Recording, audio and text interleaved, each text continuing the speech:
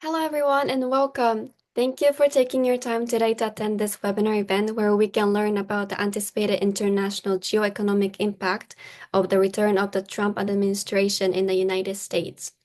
I would like to begin this event by acknowledging that it is co-hosted by the Center for the Study of Global Japan at the University of Toronto, which is situated on the traditional, ancestral, and unceded land of the Huron-Wendat, the Seneca, and the Mississaugas of the Credit, and the Center for Japanese Research at the UBC Vancouver campus, situated on the Musqueam People's Territory. As an online event having participants globally, it is important to reflect upon and acknowledge each land you're joining from, where we have the privilege of learning and working on as a member of this vibrant academic community. My name is Miyoko Memura, and I am a student research assistant at the UBC Centre for Japanese Research, CJR, and it is with great pleasure to welcome you all to today's event. We also have Alicia and Othman coming later from CJR Konwakai Chair, who are supporting smooth running of this webinar. I would now like to invite Dr. Phillip Lipscy, a professor of political science from University of Toronto, who is also a director of the Center for the Study of Global Japan and also a chair in Japanese politics and global affairs. Thank you, Dr. Lipscy. Well, thank you so much, Miyoko, for the kind introduction. And thank you to our audience for joining us. This is one of the largest audiences we've had for an event. So thank you to all of you for joining us tonight. I'm Phillip Lipscy at University of Toronto. And I'd like to, of course, acknowledge our co-hosts of today's event, the Center for Japanese Research at UBC, and particularly Yves Tiberghien, who is doubling as one of our panelists, and Miyoko Memura. I'd also like to thank Sophie Ward-Klein at CSGJ, the center I run, for her promotional support of today's event. So the focus of today's panel is the geoeconomics of the Trump presidency. And among other questions, we'll consider how we should understand the key priorities of the new administration and to what extent its economic objectives have evolved from the first Trump presidency. How should U.S. allies like Canada, Japan, and European countries respond to this new reality, which seems to be changing day by day, if not hour by hour? And of course, what can we expect for the future of U.S.-China relations and other important bilateral and multilateral relations? I'll keep the panelist introductions brief so that we can cover the very large amount of ground that we seek to discuss in this panel. I'm sure the audience will have a lot of questions as well. We will begin the panel with Jonathan Berkshire Miller, Senior Fellow and Director of Foreign Affairs, National Defense, and National Security at the Macdonald-Laurier Institute. He's a very prominent and leading Canadian international affairs professional with particular expertise in economic and security issues related to Asia. He'll offer a Canadian perspective on how we should understand and respond to what we've seen so far from the Trump administration. So I'll introduce each speaker in order. So with that, why don't we open the panel with some remarks from Jonathan? Thank you. Well, thanks so much, Philip, and to your colleagues for setting this up. Thank you, Yves. It's great to see you again and to share this panel, this virtual panel with a great group. I think I've got a mammoth task here to try to prescribe some positivity for the Canadian audience. Obviously, it's been a rough few weeks with Trump 2.0, but I'm happy to sort of provide a few analytical insights of what I've seen so far, and also sort of taking the history of comparing this to Trump's first iteration. What did we learn there? How should we be guiding our policy going forward? But before I start, I used to think when I would make speeches in the United States and talk with my American friends and colleagues, I used to always say I was very grateful for them. The favorite purchase was the Alaska purchase, making sure that we had the United States it's on our border in the north, and making sure that Russia didn't have that. I still believe that. I still would much rather have the United States having Alaska than Russia, but I know that in recent days there's been there's been a little bit of hard feelings from some of the things that that have come from the White House. That being said, I think it's important, and my first point here is that it's important for Canadians, despite all of the the difficult things that we see on social media, the difficult things that we hear in press conferences, to be a bit calm and calibrated in this moment. And I know it's challenging, especially when you hear things, for example, about becoming a 51st state. Of course, we know on the economic side now the threat of tariffs across the board, which is, I think, the big thing that Canada is worried about, a 25% potential tariffs on all goods. We will be now having 25% tariff on steel and aluminum, in addition to other partners. That's going to be across the board, Japan as well being implicated for that. But I think the 25% tariff that was just announced yesterday on steel and aluminum will be most impactful for Canada, because we are the largest market for the United States on that. So that obviously is disappointing, but going back to Trump 1.0, as I mentioned, Philip, at the onset, is we are used to this. We had a similar episode in the first Trump administration, and it took about a year until those tariffs were removed.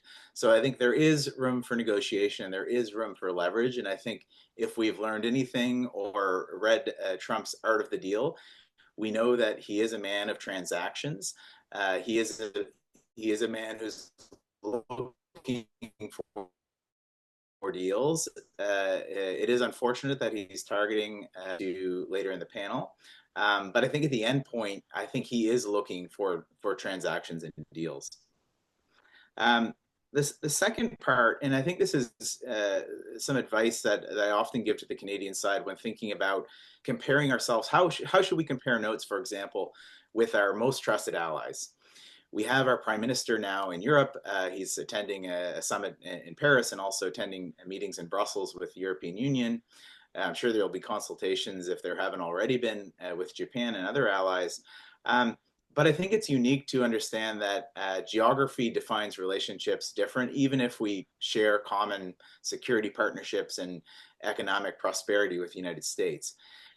I don't want to say geography has completely defined the odds for us in Canada, but when we talk about diversification, which I think is going to be more of a buzzword in the coming months, I think we do have to grind that and have that grounded into reality. The United States still is, by large measures, our largest trading partner.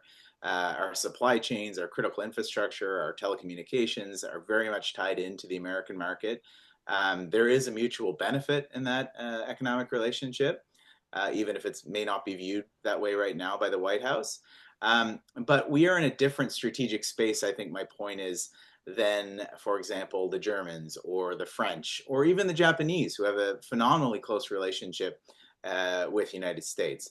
So I think that's the first point, is that when we talk about diversification of trade markets and foreign investment, et cetera, it's great. I think we should be doing it. We have some vehicles already, like the CPTPP, the Comprehensive Trans-Pacific Partnership that Canada is a founding member of. We also have the CETA agreement with our European friends, although it's taking a long time to get ratified and put into force. So we do have building block ways to diversify economically, but there is no silver bullet. There is no magic vaccine that is going to allow us to appreciably hedge off our reliance from the United States. And I think there could also be valid questions that it's not in our interest to do so, both in a private sector sense and also for the prosperity and security of Canadians.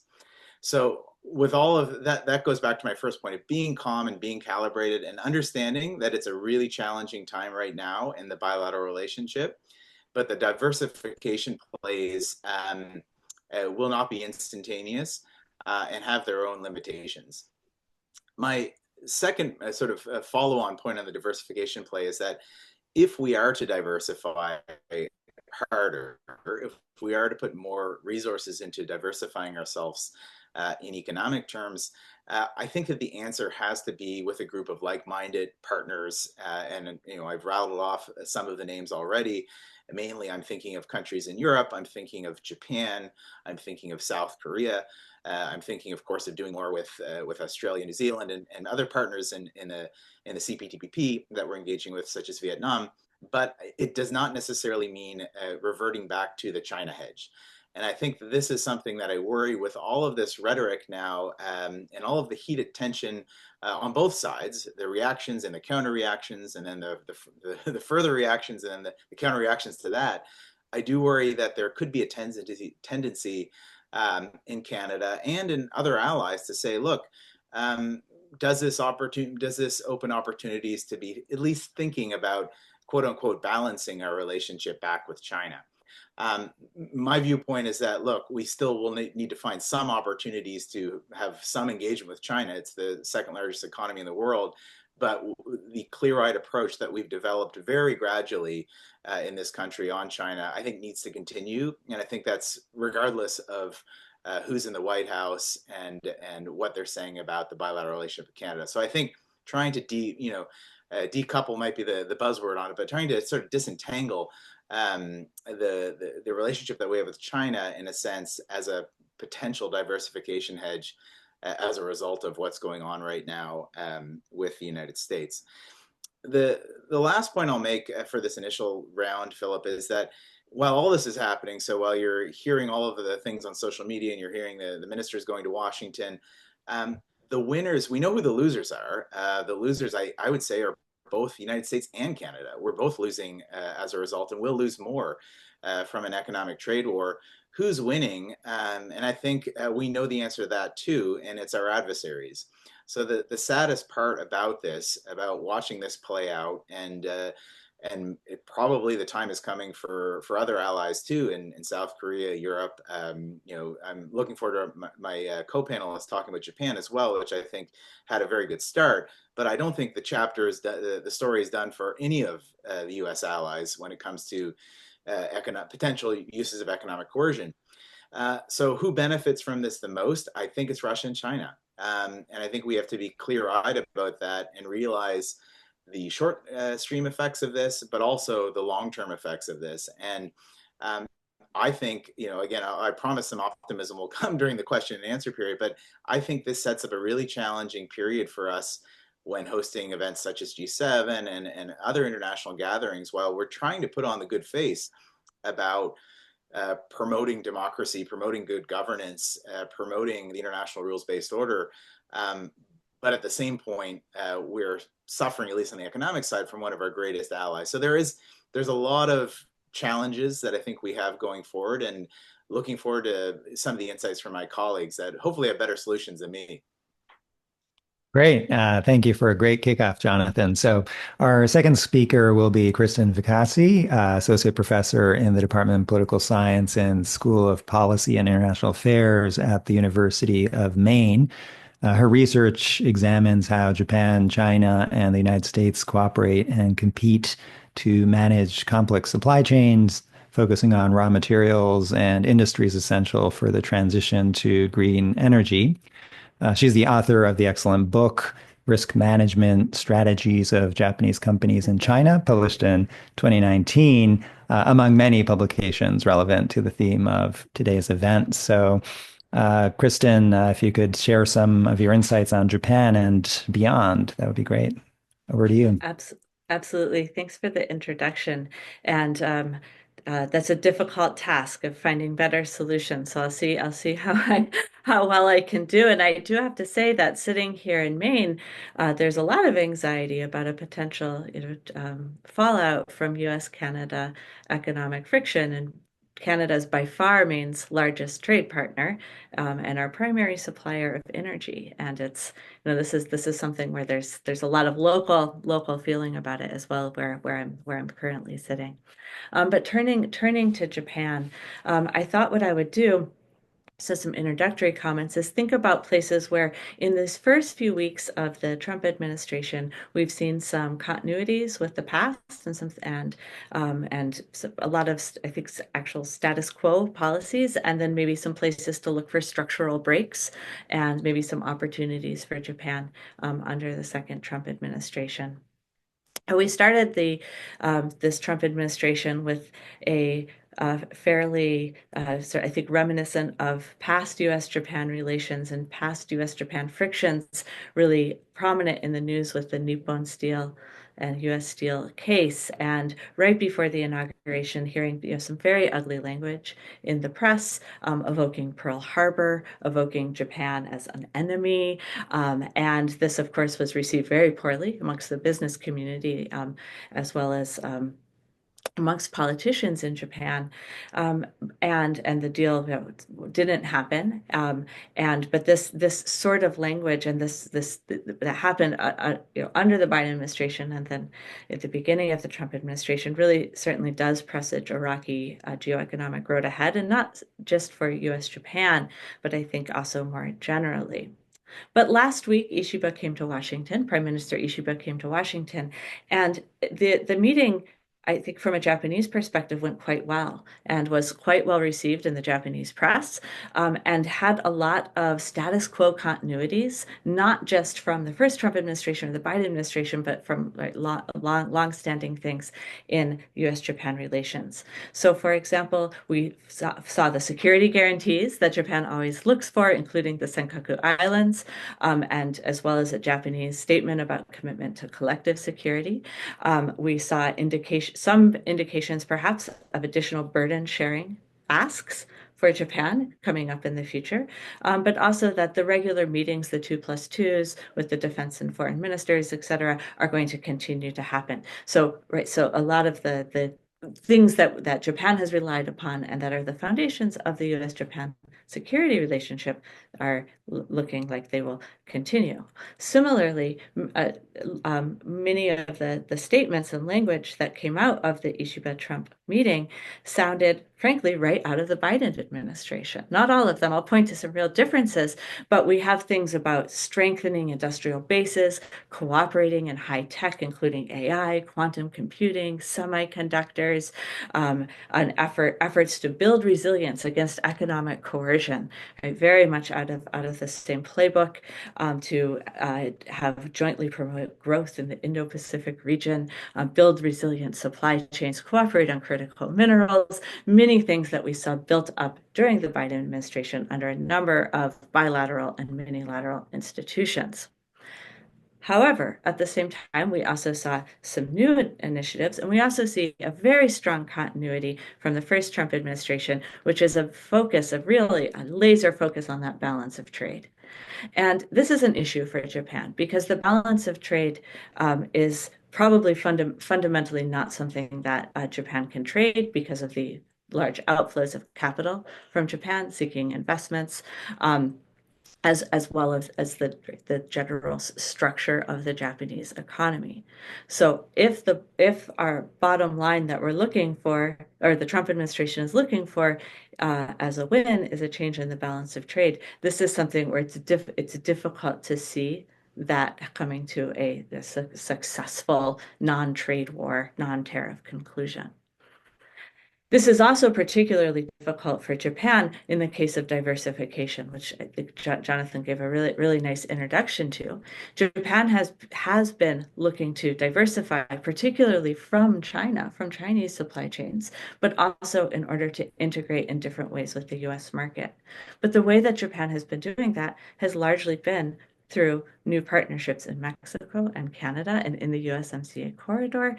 And these are also things that are under some new threats from the Trump administration. And so this is again going to be a very difficult challenge for Japan to try and navigate, particularly because of its very high exposure to the Chinese market at the same time. So this is going to be difficult for Japan. At the same time, we see some new focus on Trump's priorities, including efforts to cooperate in illegal immigration and imports of natural gas or nuclear exports. To be honest, it's not. I don't think that there'll be a dramatic shift in this. I think the markets, not politics, are going to really be the decider. But we really see the language in Japan adapting to the Trump administration here. But we also see that soon after what I would say is a very successful visit between Ishiba and Trump announcing these 25% steel and aluminum tariffs, and also announcing that additional tariffs would be put on Japan in the future. So watch for that future announcements of that happening. And I wanted to finish my introductory comments of some things that I think we should watch for, some of these things that might actually mean some structural breaks in how the U.S.-Japan relationship might progress over the next 4 years. And one place to look, I think, is the potential entanglement between negotiations over security burden sharing and status of forces agreement negotiations, particularly with the economics, and whether that security leverage does turn into more of a trade war issue or a geoeconomic issue. And that has happened in the U.S.-Japan relationship before, but under a very transactional Trump administration, that could be something that could really shake up the security arrangements in the region. We also should look for the collapse or strains on some of these minilateral relationships that have been built up. Some of them, like the Quad from the first term administration, and some of them developing more under the Biden administration. So the Quad, the Australia, India, Japan, US, minilateral, they met the day after the inauguration. So right now this is going strong. Will this last? But there's also US, Japan, Philippines, US, Japan, Korea, US, Japan, Australia. And if these minilateral relationships become much more strained, that might be more of a breakup of some of this regional lattice work that we've started to see develop. Another place I think to look is that I fully expect the Trump administration to walk away from formal Biden-era initiatives or agreements like IPEF, the Indo-Pacific Economic Framework. But there are projects and very task-oriented things within IPEF, for example, like the supply chain resilience system, that may persist. So if all of the initiatives also go away, right? If none of the mineral security partnership, where there are specific investment projects that have been built up multilaterally in other countries, if those are torn up as well, I think we're really going to see like more of a structural break. Lastly, and I think in some ways, maybe most importantly, President Trump will take a lot of unilateral moves, often very quickly. We know that, right? We've already seen it happen many times in the last 3 weeks, and the extent to which Japan cooperates or tries to adjust to that, or resists and moves away, I think is something to really watch. We started to see the tension between U.S. unilateral companies and the Japanese government started to push back, for example, against cooperation and export control regimes. And the Biden administration sort of stepped back from that and gave space for Japan to cooperate where it could and to not push too hard. And that's the kind of a diplomatic tact that I don't expect as much of in the next administration. And so, but under the Trump administration, Japan could decide to put a little bit more pressure, for example, on the private sector, or to engage with more difficult and costly export controls and security measures. But that would really endanger some other domestic priorities, such as strategic autonomy under its economic security regime and its desire to have more of a without the United States self-reliance autonomy. So that could take away from that. So I think these are the points of tension that we're going to really see develop, and we'll see where those go in the future. But it's going to be a wild ride, I think. And I'll wrap up right there. Great. Well, lots of food for thought there, and we'll get into it in the discussion. But thank you, Kristin. That was great. Our third speaker will be Tiberghien, research at UBC. He is exceptionally prolific with many, many published books and projects, and I couldn't possibly do justice listing them here. But he has particular expertise in the comparative political economy of East Asia and global economic and environmental governance, topics that are obviously central to our theme today. And he's also actively involved in policy discussions all over the globe. And so he is a great member of the panel, as well as our co-organizer today. So with that, I'll turn it over to Yves to hear his thoughts. Thank you. Thank you, Phil, for your kind words. And it's wonderful to see Jonathan, Michael, Kristin here with us. Thank you for being here in beautiful Canada. I also give greetings here to the students in my class, especially the Politics of International Relations in East Asia and also Poly 100. So I will just say a few words. I come at this as an international political economist in a tradition of people like Williamson and Douglas North, that is institutional economics. I'll say a few things at the global level, and then more things at the level of East Asia, Indo-Pacific, China issues, and Europe as well. We're living through obviously an amazing moment of shock and awe. This is this early phase of the administration with incredible measures announced every day. And the responses so far are feeble by everybody, right? All over the world and all over even the US. People are so far under shock. There's also a lack of imagination. And it's a shock that the sheer magnitude of what's happening is even possible. There's a lot of denial. But I can say three things about what we see so far. Now, of course, it may not hold all the way. The first thing, and by far the most important, is what's happening inside the US government. So we're watching the biggest experiment in government destruction or demolition within the US and probably within any liberal democracy in modern times. It's essentially Project 2025, but at AI speed and boosted by AI mechanisms as people around Elon Musk have caught access to all the most sensitive data at the heart of the US government. It's multi-directional. There's a demolition of governing capacity and human knowledge at AI speed. It looks like an anarchic project, a revolutionary project. Many people wonder, I know in East Asia, where people like order, where people like, good governance, it's like, what capacity is being built here, or is it a pure destruction project? It does create a big increase in risk. For example, the incapacitation of the CFPB, the Bureau of Consumer Finance that was built after the 2008 crisis. Many of the Dodd-Frank outputs are being demolished. There is definitely a destruction of soft power and development support with USAID. There is a destruction of intelligence with what's happening with the CIA. Many of the post-war tools used by the US, VOA, etc., USAID are being affected. And democracy is in danger. They have a new oligarchy. So that's number one, by far, the biggest experiment. At the IP level, I think I can add that this is maybe a moment where globalization sort of survived Trump 1.0, survived COVID.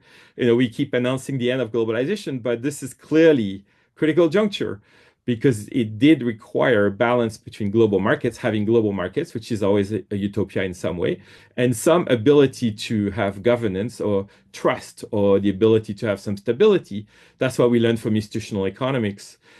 The global markets cannot work with trust, certainty, reciprocity.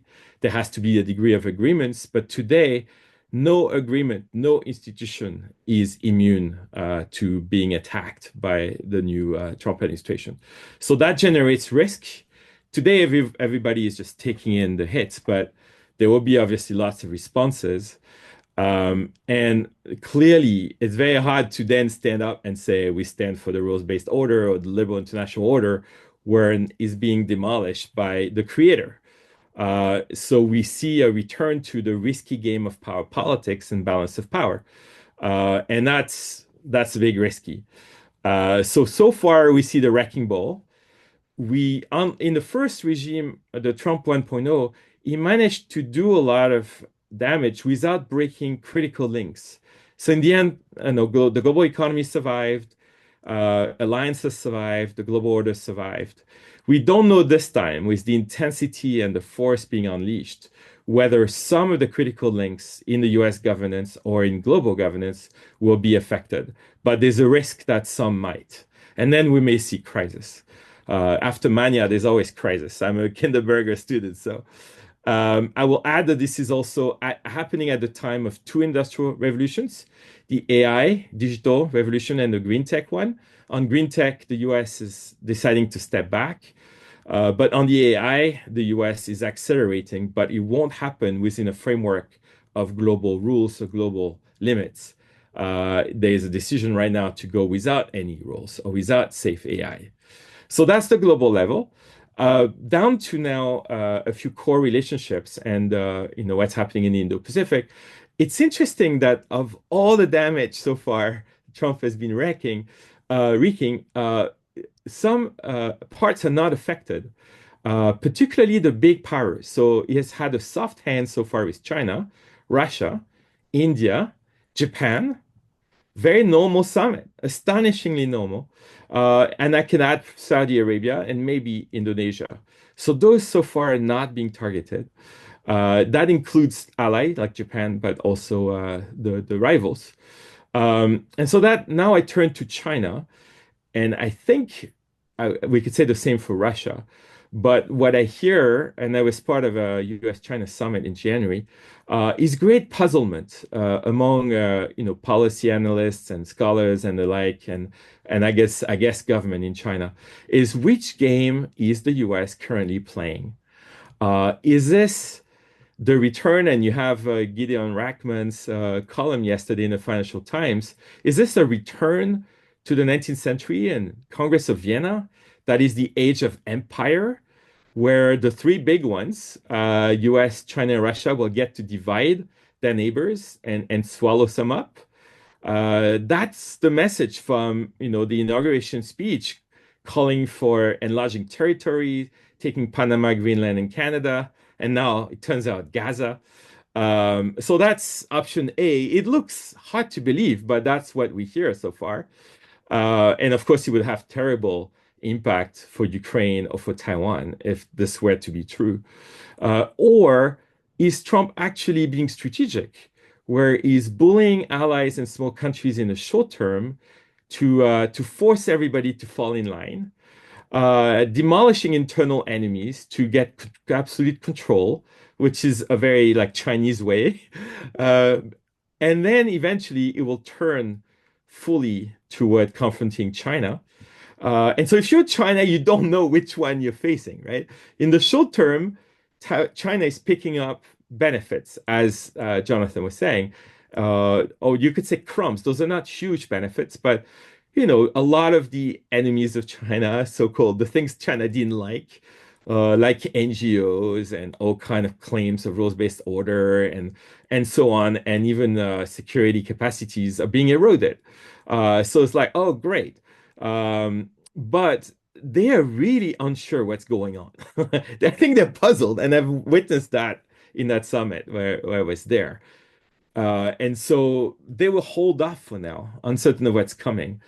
And can China win a bigger prize out of this, such as getting a better relation with Europe or Canada or Japan, as Jonathan said? I doubt it, right? Because there's a long, long, long way to go for those bigger allies of the US to ever want to trust China. Now, for the traditional allies in the region, Japan, Korea, Australia, Philippines, maybe Singapore, one can add Taiwan. First, at the upper level, it's a bit of a scary time because there's no more advocacy of democracy, no more advocacy of liberal international order and rules-based order.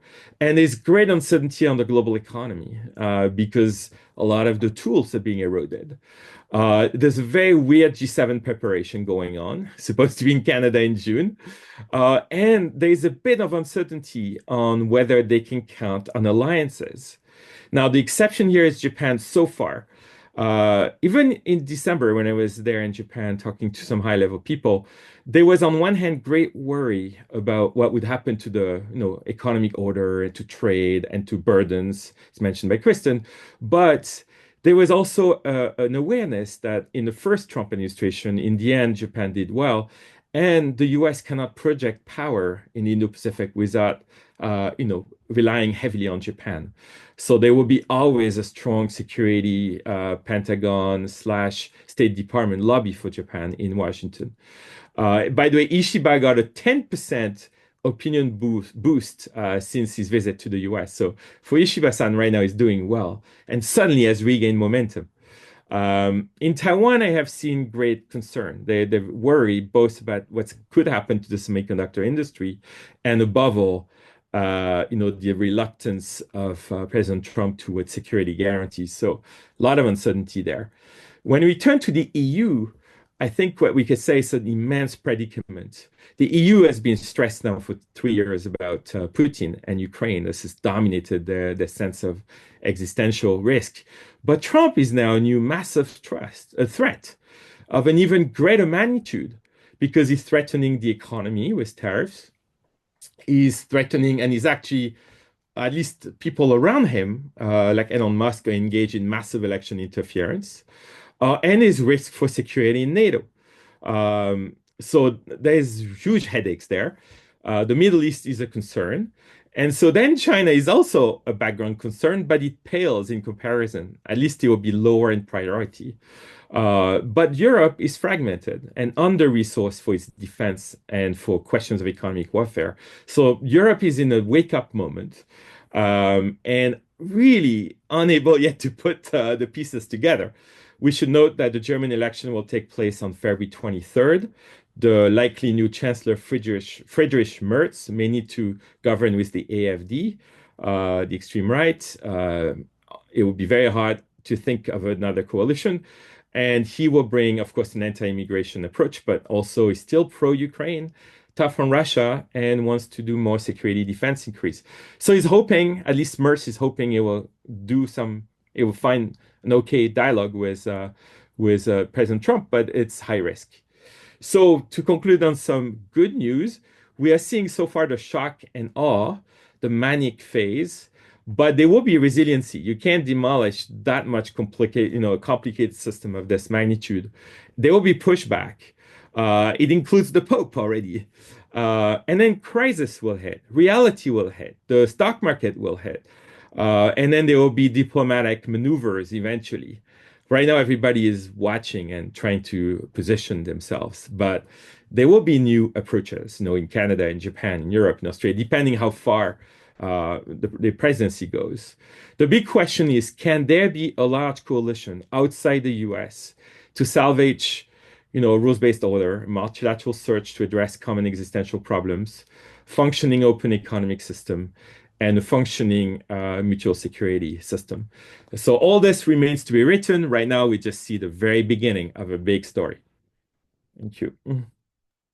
Well, thank you so much, Yves, for that really sweeping set of remarks. And talking about crisis, our fourth panelist, Michael Beeman, was briefly knocked out by a power outage, apparently, but thankfully the lights are back on in the United States, for now at least. And so I'll briefly introduce him. He is a former senior trade official at the Office of the U.S. Trade Representative, who, among many other illustrious accomplishments, led the negotiations on the U.S.-Japan trade agreement and the U.S.-Korea free trade agreement. He's the author of an excellent recently published book, Walking Out, America's New Trade Policy in the Asia-Pacific and Beyond. Obviously a must-read for anybody who would like to do some additional reading on the topic of today's session. But with that, we're very glad that you could make it, Michael, and we look forward to your remarks. Thank you so much. Thanks, Philip. Again, I apologize to you and to others. There's just a light snow falling here in Washington, but I will let everyone else fill in the joke that as you wish to add here. Actually, in a way, it's actually I'm happy to be going last because I think there's so many excellent comments that came before. I want to try and build off of them where I can and provide some thoughts.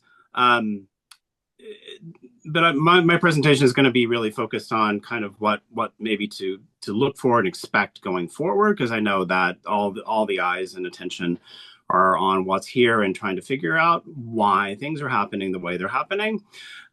So yes, the U.S. is now the world's, arguably one of the world's greatest disruptors, certainly in terms of advanced industrialized economies. It's a turbulent time, and I will try and at least provide some helpful comments in about 10 minutes, and then we'll turn to the discussion. I think, the question that was posed for this seminar is, what are some of the major differences? Are there major differences between the first Trump term and the current term? And from what I've seen thus far, at least in terms of my familiarity in the space of geoeconomics, I'm not going to be talking about security or domestic policy or culture wars or anything like that. But in this field, it's a lot of continuity in many ways, actually, from the last time in terms of the issues the administration has placed high on their agenda. Some of those issues were there at the beginning of the first Trump term. Nearly all were there by the end of the first Trump term. So what stands out to me is that we have an agenda that is looking to complete or finish off some unfinished business. And really not one that is actually shockingly not that different in substance. Ultimately, as was mentioned previously, there's a lot of disruption, a lot of destruction, but a lot of things didn't completely shift. I've described this in other places as, coloring outside the lines in the coloring book and tearing out of a couple of pages of that coloring book, so messing it up quite a lot. But I do believe this is a different coloring book, and let me explain why. Why does it feel so different this time, I guess, is the point. And I think actually the differences are really in four principal areas. One is obviously preparation. They are operationally and legally ready for this. They have a plan, and they have the legal arguments, and they're able to move fast with confidence. That's number one. Number two are people. I'm on the outside now, so it's a little hard for me to judge this, but my sense is there's obviously less diverse views among senior staff in the administration. Loyalty has, of course, been reported as high on the list of hiring decisions. And now we have a cadre of senior appointees who are competing for attention to implement the agenda that is expected of them. Number three is mandate. And this is really important, I think. Trump campaigned for 3 years, made many promises along the way, and won the popular vote as well. And there's a strong sense, a strong confidence that there's a mandate to finish the job, if you will, and that this is leading to a lot less caution and a lot more intensity. Finally is the issue of guardrails, and this was hinted at previously. I'm a firm believer that the main guardrails are almost all going to come from within the United States, and not so much from what happens outside the United States. We'll have to watch. Congress, of course, is the ultimate guardrail, particularly in the area of trade, but we're not seeing much from them or hearing much from them that's ready to stand in the way. I don't really expect it much either, other than what may go on behind the scenes in this space. Another guardrail potentially are alliances and security, and this actually did factor in a certain degree in the first administration. So rather than just pull out a chorus, and as I mentioned in the book, there were a few times when I was told that was about to happen. Basically, there was an effort to at least sit down and see what might be possible to negotiate before, but with kind of an ultimatum at the end of the process. So there was at least a recognition that these relationships were important on some level. And let's see what we can do to try and address and preserve that. But if we can't, then that's just the way it's going to be, basically. So whether that kind of guardrail will continue in this current term, I'm uncertain. We'll have to see. So it's much more of a military security focus than a State Department diplomacy focus. The State Department was pretty marginalized in the last administration, particularly when it came to economic and trade policy, quite marginalized. So where are we now? We saw so just to kind of prove my point in the area of trade, we saw the executive order that came out on day one of the Trump administration. This called on trade, the one on trade, there are many others. They called for 23 different assessments and studies in different areas. A large majority of those issues, as I previewed just now, were pretty familiar goals or areas of focus or priorities from the last term. There were a handful of new things, a couple that were focused on reviewing some of the Biden administration actions on export control and investment controls. I think the only truly new one that I saw or recognized was this feasibility study for the External Revenue Service, which is a pretty powerful signal of the intention on tariffs as well. So many sort of in the initial days, like, oh, maybe cooler heads are prevailing and maybe they're going to take a more measured approach. No. And actually, they did do some studies and call for studies in the first administration. But the team already, and I was well aware and wrote about some of this in the book, already well aware of what the plans were, and many of those plans, to the extent they had them. So I think I would look at this executive order and go back and look at this. It's called America First Trade Policy, I believe, as more of a grocery shopping list and no longer a window shopping list, if that makes sense to you. So I would dust that off if you're interested in seeing what the plan is. The next most important document that will come out in this space will be the president's trade agenda, which was released by the U.S. Trade Representative's Office. That will come at the very end of February. It's usually on the last day of February. So I would pay a lot of attention to that as well as a clear signaling of where they're going. There are a few of those studies in the executive order on these different topics that will be used to inform and think about policy.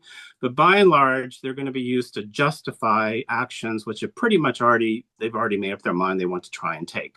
In some cases, it'll be necessary for legal purposes to defend the due process before the courts, that all consideration was given necessary to come to this decision. But I think that is what those are. So some of the areas that are in that executive order that I believe they're going to move much more aggressively this time to deal with are currency practices. There was some efforts the first time around, but as the broader part of the unfair trade practice agenda, obviously strengthening trade remedies further, and that will probably require some cooperation with Congress. Going after differential taxation, however you describe that abroad. China, of course, on every dimension. It is, seemingly odd that China it doesn't look like a big focus at the moment. I know that it will be. I'm positive that it will be. I believe the 10% was the beginning of an escalation, not the end of a process. And so we'll see where that goes. And obviously squeezing a lot of countries that we're talking about here in the middle of all this along the way. Revisiting more agreements, WTO commitments, especially the government procurement agreement in the WTO. I think there's a fairly good chance that the U.S. will withdraw from that. That was considered the last go around, which means that, for example, a country like Canada, which didn't get it in USMCA, will have no government procurement access in the United States under a trade agreement. Last but not least, tariffs. So I'm not going to mention that. And I think you've seen the full menu of this grocery list, basically, which is obviously against individual countries for unfair practices, so taking them on and using these threats. A unilateral rebalancing of MFN commitments in the WTO on tariffs. So this idea of reciprocal rates, we'll see where what happens there. Sectoral global tariffs, I don't have to say that because now we've already seen the result of that. That was on my list, and now it's already coming to pass. So there'll be more sectors. And then this sense of universal tariffs. And I really do believe that this is at least the president's ultimate goal. But the question is, can he get there, and can he get the support necessary for it, basically? So we'll see what happens. So there's a lot of talk about tariffs, and there are a lot of people who think that this is all about leverage. It's all about getting deals, and then everything is going to be okay after everyone just capitulates. My belief is that it's both leverage, of course, and there will be deals, however described, but the goal is to end in a higher U.S. average tariff. So the degree to which all these deals, put us back to where we are today in terms of tariff rates, I just don't think that's the case. I think each deal is going to end, if there is one, overall, cumulatively, the tariff rates will just be much higher for the United States vis-a-vis the world than we've seen previously. And this is going back to 100 years ago, as Yves mentioned, to this idea of a protective tariff that was very common in the United States in the 19-teens and 20s. What's very unclear to me is how important traditional trade agreements will be when the kind of trade agreements that we all know and understand. Are they going to renegotiate or start new ones or not? I think that the focus is really on, how important is a trade agreement when you've just blown it up with tariff threats and tariff hikes, right? You pretty much obliterated the trade agreement, right there. So how are they really going to value those kinds of agreements, or the new kind of agreement going to be, okay, we'll cut our tariff down to 10% from 15% if you agree to do this, this, and this, essentially. So not like a written kind of traditional textual series of obligations, but rather more general commitments. So I'm not sure about that. The other is the degree to which exports and U.S. exports and kind of opening markets will be back on the agenda. The hearing for USTR nominee Greer, he did talk a decent amount about the idea of trying to seek market access elsewhere. I'm just not sure how feasible that is, given all the retaliation and other angst that's about to come, in the sense that no one really wants to deal with the United States in that way any longer. So I think those are some of the highlights I would give, at least on the trade front. It is a similar trajectory from Trump to Biden in many ways on trade. I think we've seen that, and my book goes into a lot of what that is, but also a lot of differences there. But yeah, I think it's, we are in this world of 18, U.S., the vision of 18 Mack trucks rolling down this highway, headed toward the world, and everyone's trying to understand where it's going to go and what it means, essentially. So let me stop there, and then I really look forward to the discussion. Thanks. Thank you, Michael. That was very, very informative. And before I asked my first question to the panel, I wanted to encourage anybody in the audience. We have a Q&A function, so if you have any questions to the panel, feel free to start posting your questions, and Miyoko and Alicia will keep track of those, and I'll present them to the panel later on. But there was a lot of ground covered here, and I'm sure we'll get lots of questions as well. But I wanted to pick up one point that several of you mentioned. Michael noted that most of the guardrails are going to be inside the United States, and I think that's right. And Yves mentioned the feeble response we've seen from most allies. During the first Trump administration, there was this story of Canada and Japan coming together and resuscitating the CPTPP after U.S. withdrawal. There was a sense that some defenders of the liberal international order essentially stepped in, if not to completely fill the vacuum left by the United States, to at least kind of hold things together while the United States seemed to be doing its thing. And I suppose the question is there something like that these countries could do now? Is there something that we should be paying attention to? Or is the political leadership so weak? Japan, of course, has a minority government. You've talked about Germany, Canada. We're going to have elections in the not too distant future. So is the situation too different, really, to hope for a response like that? Perhaps we can go in reverse order, maybe starting with Michael, and we'll go through the panel that way. Sure. Yeah, I think it is. It is true that I think you put it really well, which is that it frayed, but it didn't come apart. And the vast majority of trade in the world the pressures were there, but the vast majority of trade is still continuing. So, and I've been saying, I think outside in my own talks that I think it really is important that middle powers in particular are continue to try and preserve what part of the order they want, redefine it if they want, because at some point the United States is going to have to come back to something. I don't see exactly how this can just keep continuing in the way that it's going for, certainly for a decade or more, maybe that long. We'll see what happens. I do think that my recollection of efforts made by other countries to kind of preserve parts of the system, particularly, and one of those examples is to get the an interim WTO appellate body back together again to among those, the coalition of the willing kind of thing, and it wasn't seen as a threat. It wasn't seen as, it was much more of a do that if you want. We're not going to do that. So I think the degree to which these actions are taken, I mean, the U.S. didn't intervene with any, Japan or others to resist RCEP, for example. They didn't intervene to resist CPTPP. They didn't. So you're going to do your thing, right, and go off and do it. I think it's possible, is my point, at least in terms of the temperament, as long as whatever it is that's seen to be as being done is not looked at as a direct challenge or threat to the United States and what it's trying to achieve in some way, shape, or form. So as long as I think that line is not crossed, I think that there is the degree to which others can cooperate. I think that will not be threatened by the United States anyway. Thanks. Yeah, and I guess this permissiveness was one of the factors cited on the Japanese side, at least, when they did the CPTPP, that the Trump administration basically told them, we don't care, go ahead and do it. And then only after that, they realized the potential trade consequences of that. But Yves, why don't you jump in here?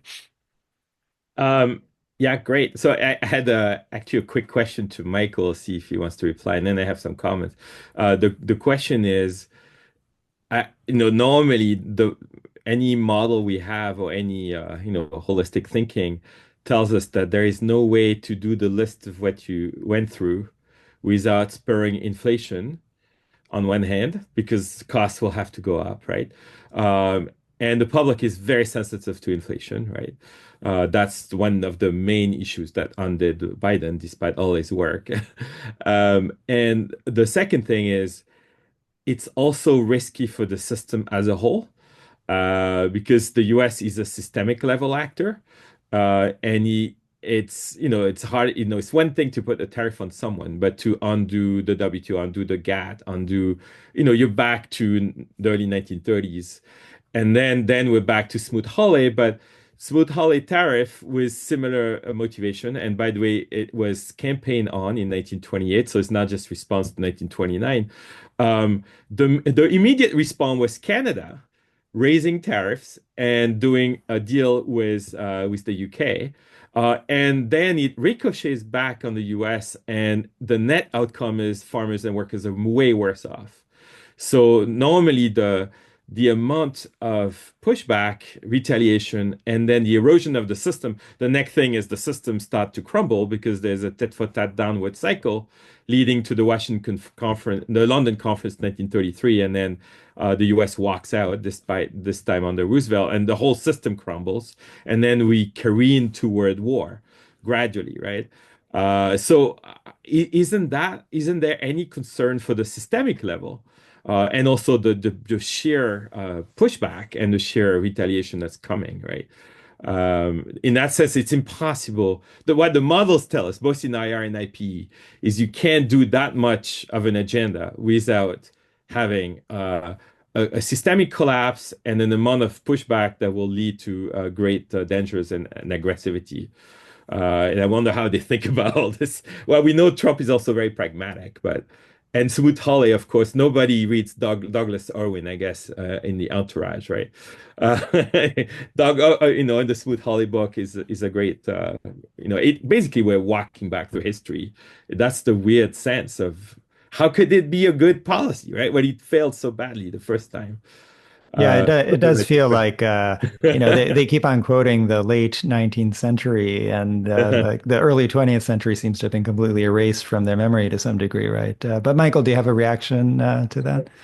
Yeah. I every talk I give about my book, and it's been almost 20 or more than 20 now, is focused on to remind a little bit of history.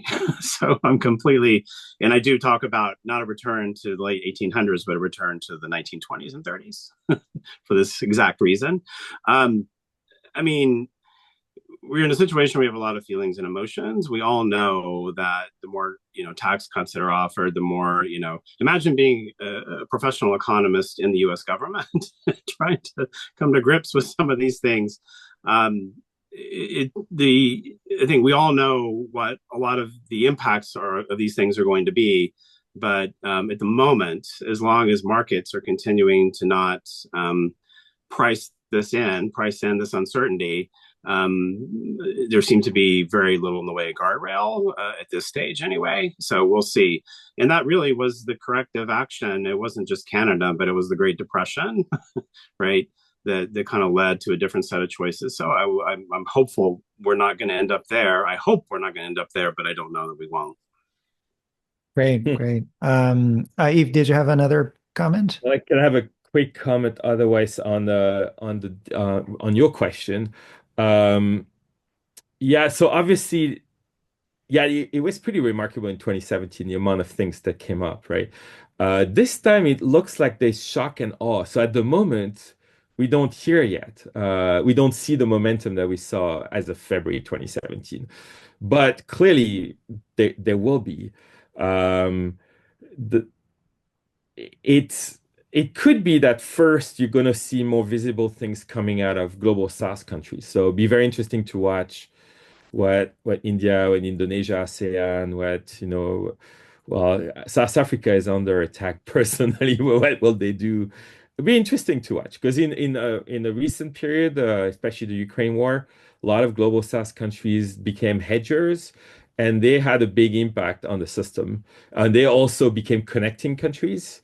So Vietnam and Indonesia and Malaysia and Mexico, even Morocco even became connected. So what we don't know is after all the documents that are being asked, as mentioned by Michael, whether the US will then launch a whole set of actions on connector countries like Vietnam and so on. And here things will heat up because then the BRICS will get a lot more attention. There will be ASEAN actions. There'll be a lot more movements there. But meanwhile, ideas will percolate. It may take months in Europe, Canada, Japan, depending how the damage is and where the market's affected, the global economy growth is affected. For Canada clearly will have to go the most urgently to generate new ideas. But it's also the country with the least options. When you have 78% of your exports going to US and trade being a huge percentage, like 70-80% of GDP. And for some places I was reading, you could go city by city, but for Toronto, 20% of GDP is export to US, even Toronto itself. Vancouver is low and is good, but it's 14%, right? So, and then some cities like St. John, New Brunswick are upward from 50-60%.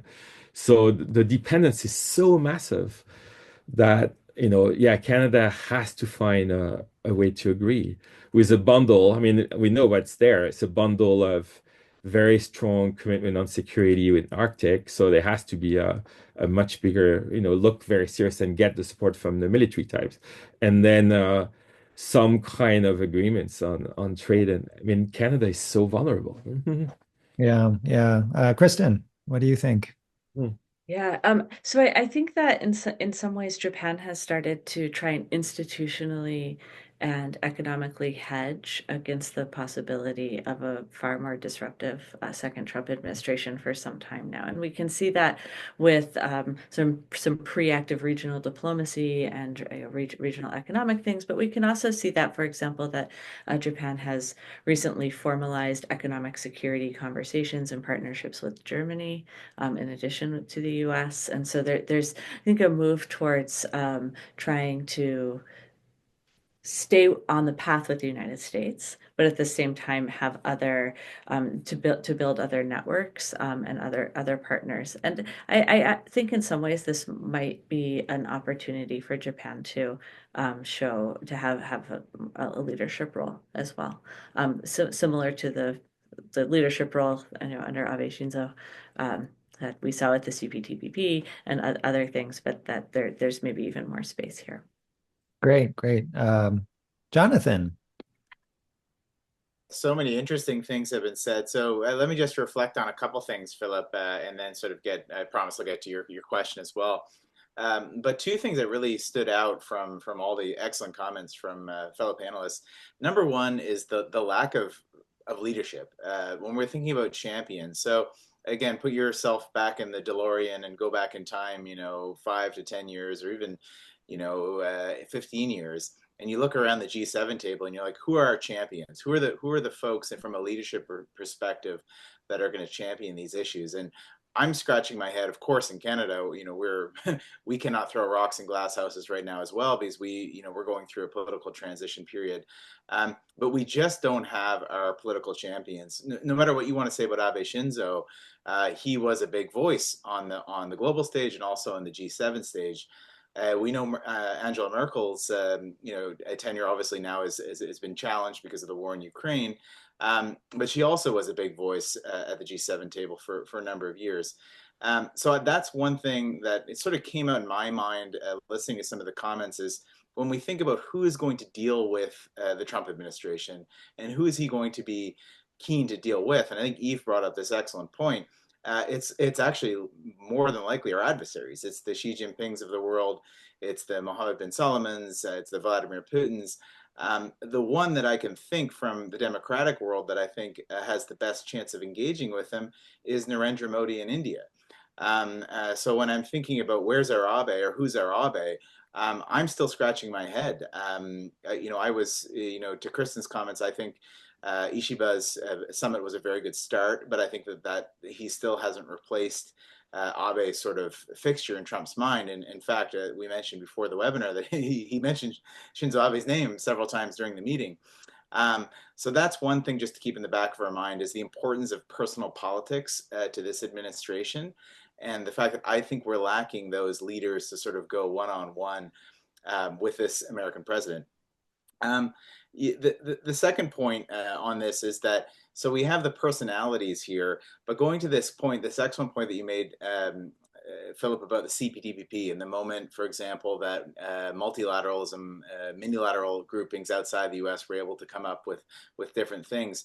I think that's true, but I think the big difference from 2016, 17 to now, and Michael hinted at this as well, is the Trump reaction, at that point, first of all, they were surprised they even got elected, and they were still establishing their teams. I think they were kind of like, well, sure, go ahead, do your thing and we'll do our thing. That is, definitely not the view right now. So I worry about this, and you're starting to see this discussion happen a lot in Canada, that with the threat of tariffs, for example, that the answer will be in Europe, or it will be, an alliance of multilateralism. And we actually heard of this in 2019 in Trump 1.0 between the French and the Germans. And this was before the reinvasion of Ukraine. I've written some pieces on this, and I don't think an alliance of multilateralism, as much as great as it sounds, and as great as the rules-based order is, I don't think this is going to work in this construct. Number one, because of the influence of some of the players. But number two, all sides are looking to cater a strategic relationship with Washington despite all of the challenges. So if they see these vehicles as adversarial or hurting their relationships with the United States, they're just not going to engage with them. So I think this is going to be something, one of the biggest challenges to close out on this point for countries like Canada as we host G7, is that yes, it would be great on a whole host of initiatives to have support from the French, the Germans, the Japanese, South Korea, et cetera. But I think everyone is going to be risk averse because all of U.S. allies still need that economic and security partnership with the Americans. And I think we're still sort of feeling out ourselves how much risk can we manage versus sort of the harder hedges with like-minded allies. Thank you, Jonathan. Yeah, I completely agree. Well, we have a increasing queue of questions, and I do want to get to some of those. So why don't I turn it over now to Miyoko, who will handle the audience Q&A session. Perfect. Thank you so much, everyone, for throwing the question to the Q&A box. So the first question that I will pick is the U.S. trying to deal with the trade partners bilaterally? What does this mean for multilateral trade agreements? So if anyone can answer this question, that would be awesome.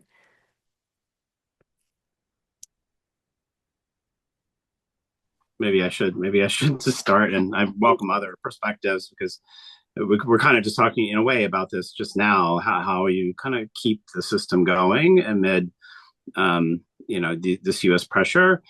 Yeah, I mean, there's so many things I can say, but and that bring back some particular memories, but generally speaking, the U.S., this administration, at least in my experience, views kind of there are exceptions, but by and large views the whole project of multilateralism as a threat to U.S. sovereignty, which is ironic because this is, of course, the U.S. Was a champion of the system, and that standing up for their interests as they perceive them is received and seen by those that support the system as a lot of pearl clutchers, if you will, and that they're just that they know the way, and others are really not standing up for their own interests, and because they just don't define their interests in terms of international commitments.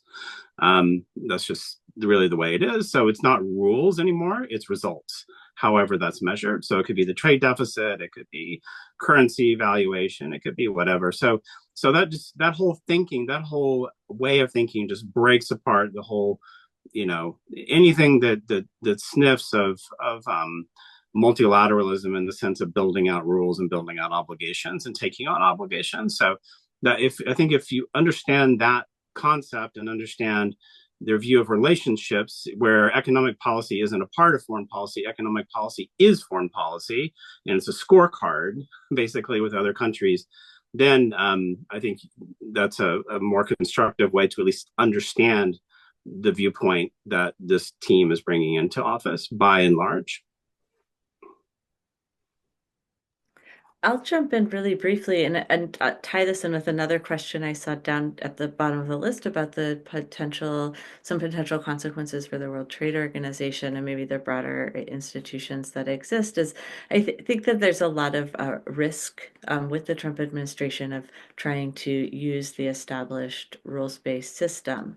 Is if that system is used in a way that is really, really perceived as harming U.S. interests or encroaching on U.S. national security interests, things like that, I think that there's increased risk to the existing institutions. And so at least as we feel out this first year, perhaps, I think that there'll be a lot of hesitance to try and use existing institutions, at least with regard to the United States. And that could potentially weaken the institutions, although with regard to the appellate court and whatnot, some of the WTO is already a bit on life support.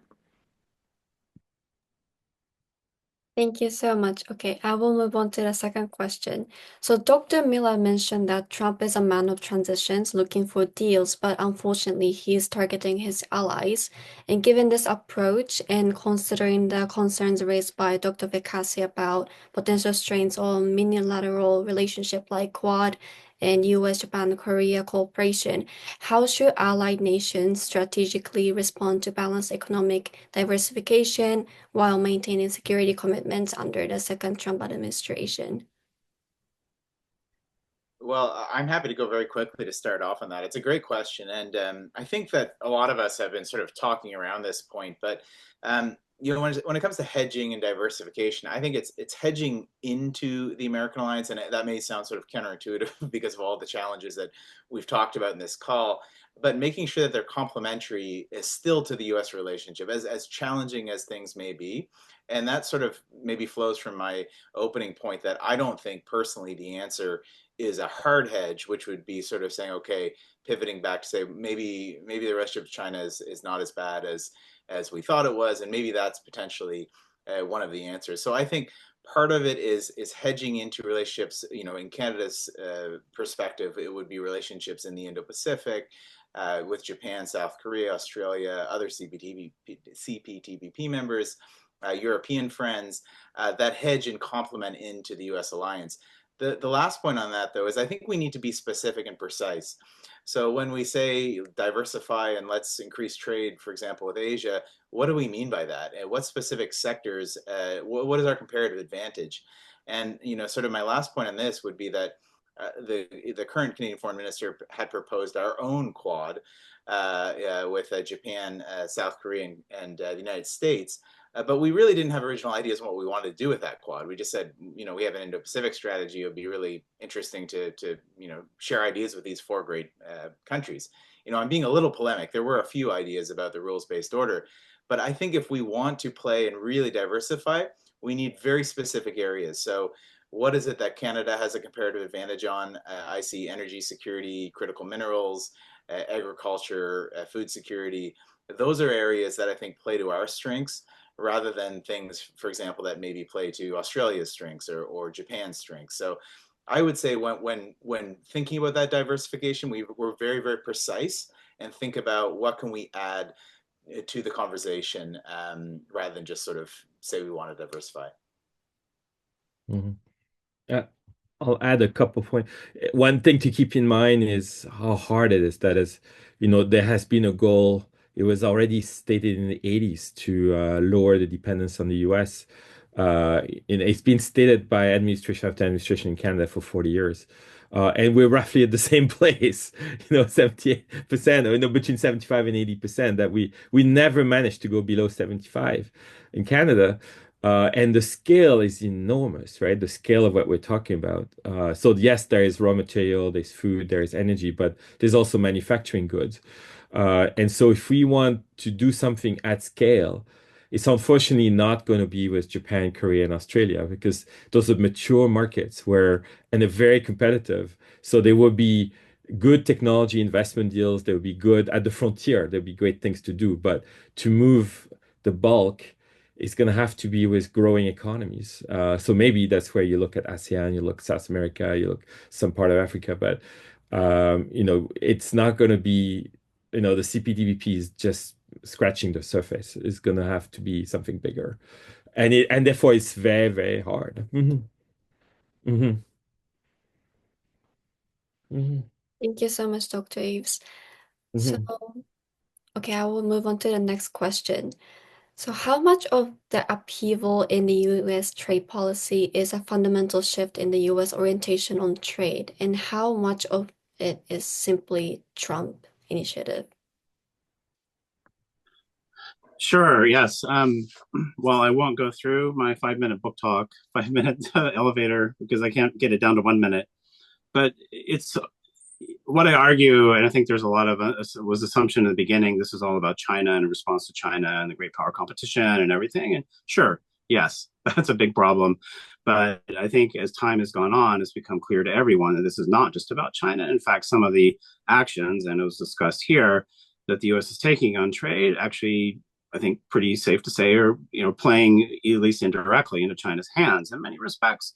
So if it was about China doing a terrible job at it, just as a point, it really is not just Trump. It really is the fundamental shift in U.S. domestic politics that has come from political polarization after 15, I mean, high degrees of political polarization after 15 years that has allowed for this zero-sum thinking of the new right, if you will, and the progressive left to move to the middle of their own parties and remove the middle of those parties.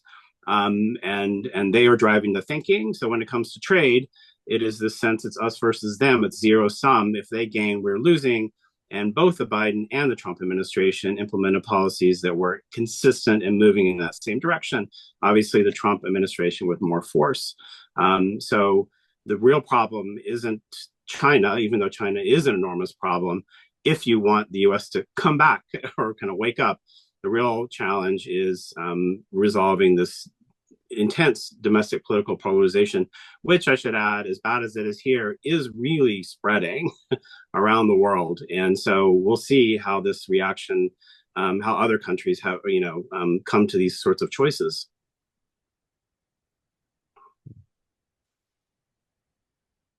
Thank you so much.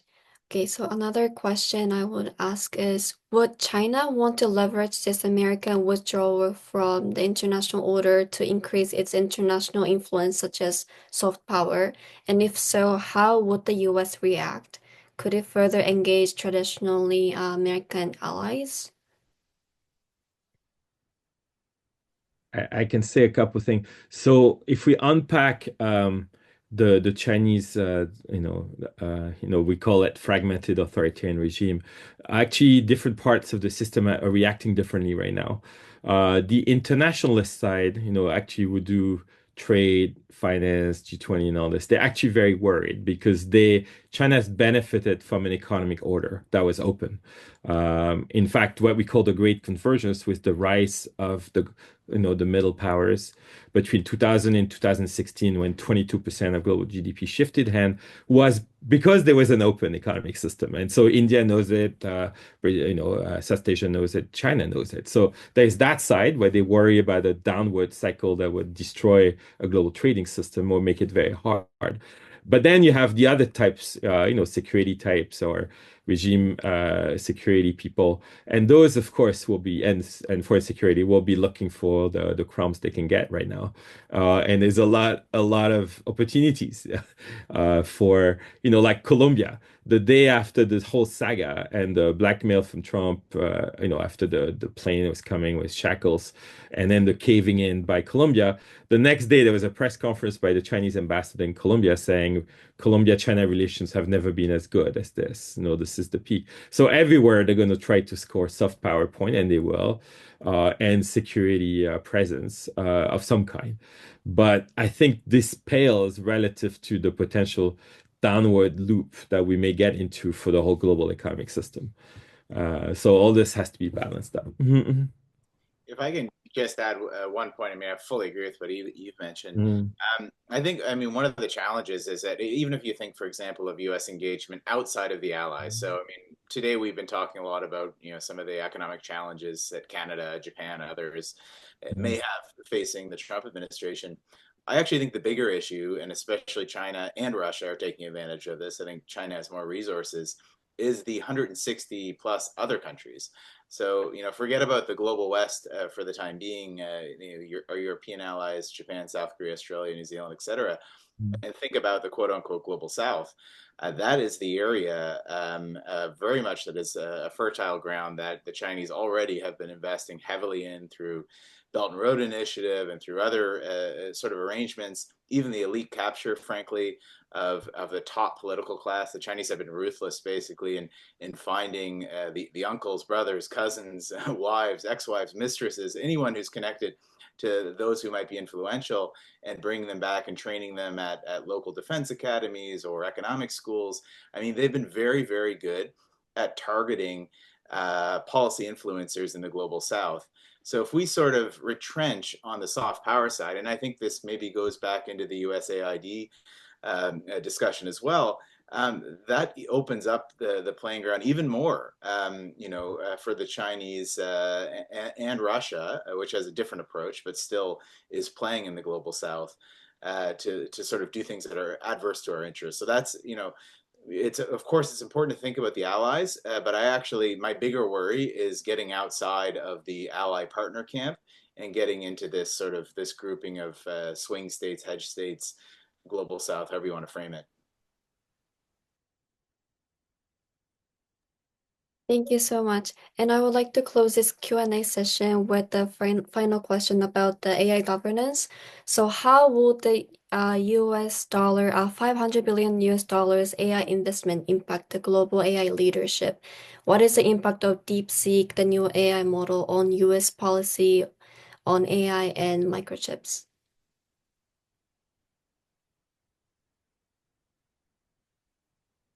I'm happy to speak, but go second maybe if anyone else wants to speak. Go for it. So super smart question. We have the AI Summit, Action Summit right now in Paris. There's a lot of drama going on.